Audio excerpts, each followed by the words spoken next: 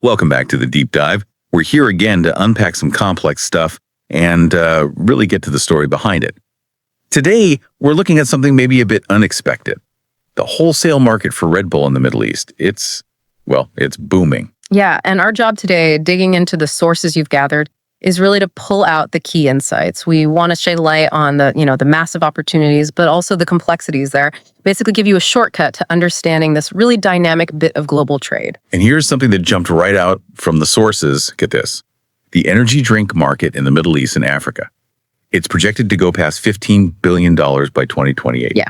$15 billion. That's not just small steps. That's potentially transformative for the region's trade, for consumer habits. It's a huge growth path, wouldn't you say? Okay, so let's unpack that. What's actually fueling this incredible demand for energy drinks and Red Bull specifically across the Middle East? Is it just money? Well, it's definitely a mix of powerful trends that the material points to.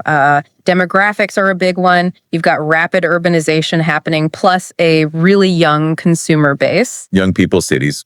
Okay. Yeah.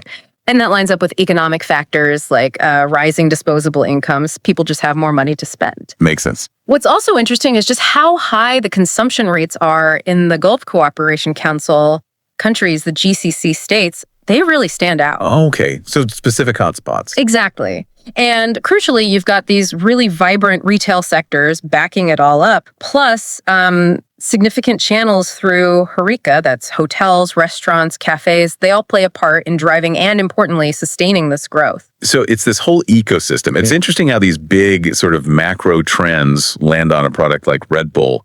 Is there anything, cultural in the Middle East that makes energy drinks hit differently there? Or is it more universal? And why should you, listening, really care about these regional details? That's a good question. The sources don't really point to one specific cultural hook for Red Bull itself, but they do stress how these basics, the youth, the income, the urban lifestyle, create this really receptive environment for what they call functional beverages.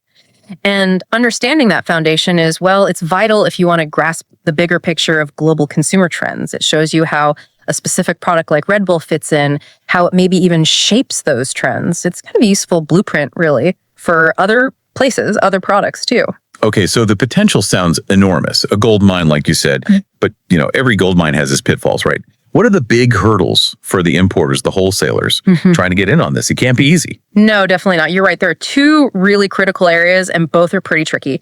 First is supply chain reliability. That's huge. You absolutely need strategic partners, suppliers with real experience to make sure the product is authentic, the real deal, and that everything runs smoothly. Right. Authenticity and logistics. Got it. What's the second? The second, and just as important, is mastering the regulations. It's a complex web. You've got strict compliance protocols. Halal certification, for instance, is absolutely paramount. It's essential for local standards and what consumers expect. Yeah, negotiable, basically. Totally. Then you have specific national standards, like Saber for Saudi Arabia. Those are their own technical regs and quality marks. It shows you need that detailed product compliance. Wow. Okay, so country by country. Pretty much.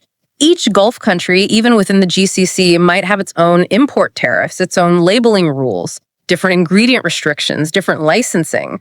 And to make it even more fun, the trade policies and food safety standards for energy drinks, they can change often. So you need to be constantly monitoring things proactively, or you risk some serious costly problems. So it sounds like you need serious local expertise. It's definitely not a market you could just jump into blind.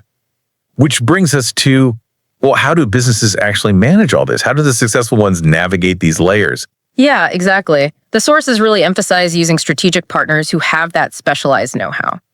Companies that are good at bulk distribution within the GCC, for example, people who can, push for faster customs clearance, cut down waiting times at the ports. Any examples mentioned?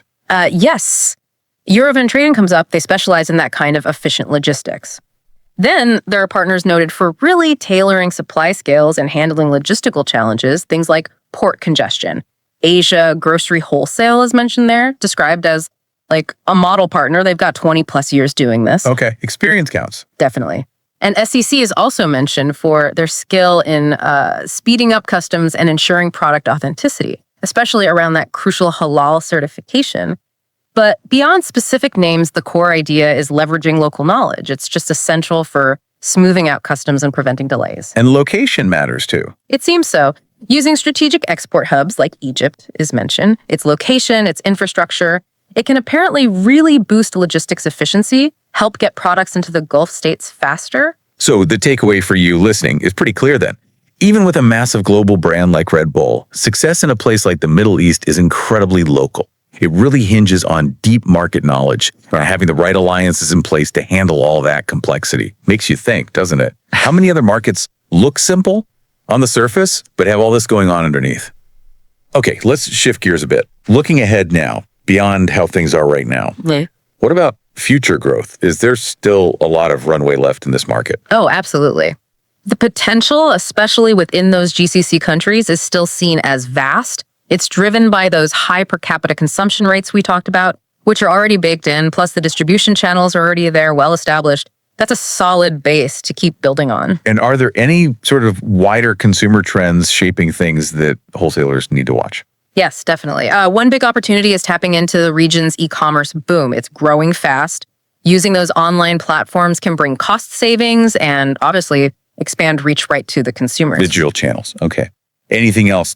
Yeah, adapting to the broader trends in soft drinks generally. That means paying attention to potentially healthier options, maybe lower sugar variants down the line, and also adopting sustainability practices. Consumers everywhere, including the Middle East, are getting more sophisticated, right? They expect more on that front. Aligning with that is going to be key. It really is a fascinating picture. You see how all these different threads, demographics, money, digital shifts, consumer values, they all kind of weave together to create this incredibly dynamic and clearly lucrative market. So let's wrap this up.